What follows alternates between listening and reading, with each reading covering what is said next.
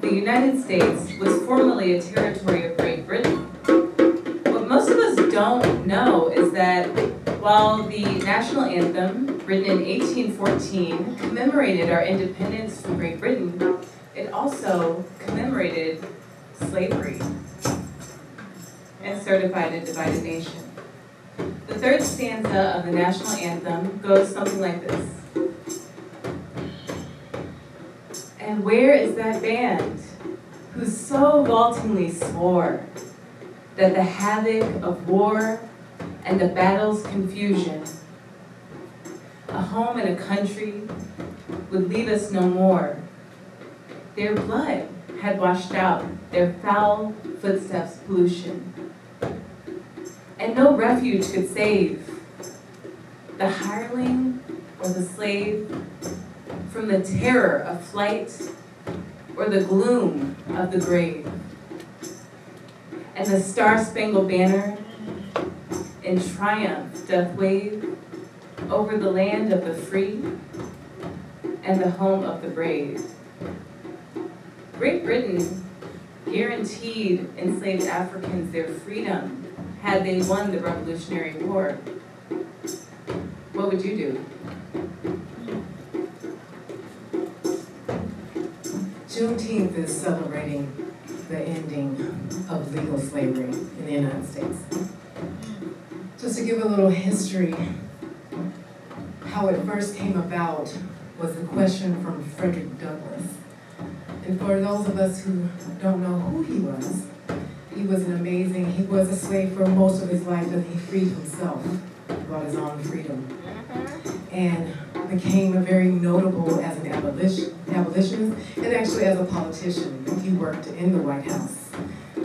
Frederick Douglass was a writer, an abolitionist, and an ambassador, and he actually was the first nominated vice president in a party, a political party, and was invited to the White House on the 4th of July in 1852 to speak on the 4th of July.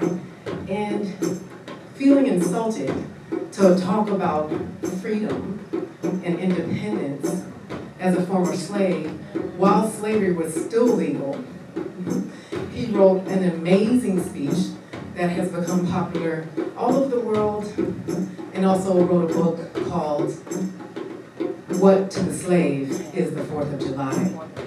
Here's a little bit of that speech. But a still more inhumane, disgraceful, and scandalous state of things remains to be presented by an act of the American Congress, not yet 2 years old.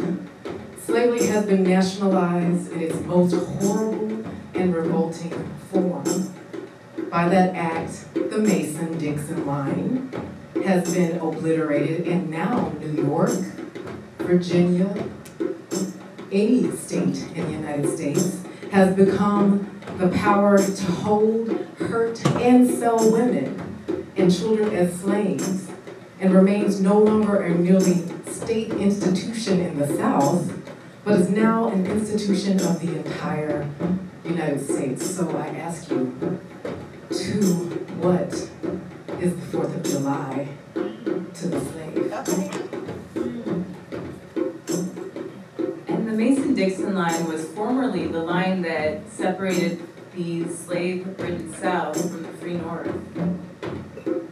Frederick Douglass concluded his speech with, God speed the hour, the glorious hour, when none on earth shall exercise a lordly power, but all in manhood's stature tower by equal birth. That hour will come to each, to all, and from his prison house the thrall go forth. Until that year, that day, that hour arrive, with head and with heart and with hand I'll strive to break the rod, to rend the guide, means rip the shackles in modern English. The spoiler of his prey deprived, so it is heaven. And never, from my chosen post, whatever the peril or the cause be driven. His speech was so moving that it was published as a book. That book was a best-selling title, and it gave rise to the Emancipation Proclamation number 95. The Emancipation Proclamation was signed in 1863, 11 years after his speech.